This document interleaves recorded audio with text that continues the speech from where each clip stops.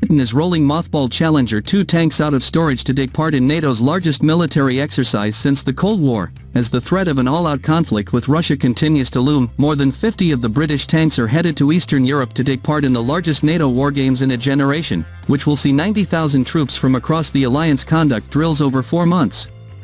The majority of tanks will be transported through the Channel Tunnel by rail from the UK. While a dozen of the aging Challenger 2s will be taken out of storage in Germany to join the exercise, they will join hundreds of armored vehicles which were loaded onto cargo vessels and sent to the continent to participate in Exercise Steadfast Defender earlier this week. It comes as Estonia has warned that Vladimir Putin's forces are preparing for a military confrontation with the West that could last a decade, with European states keen to build their forces to deter the Russian threat. The Baltic States Foreign Intelligence Service said in its annual report on Tuesday that NATO could come up against a Soviet-style mass army that, while technologically inferior to the Allies, poses a significant threat due to its size, firepower and reserves.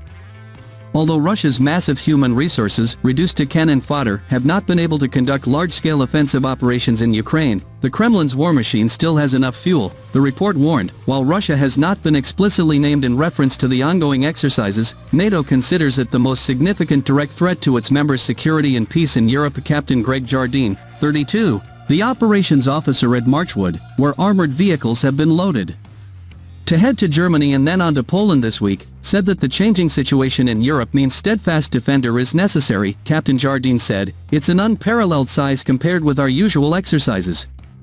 It's an escalation in tempo in our training, and that comes down to the exercise. We are not in a situation where we are expecting to go to war anytime soon, but the situation in Europe has changed. The Challenger 2 tanks which are being brought out of storage for the exercises will not require a huge amount of maintenance to make them drill ready," a military source told The Times.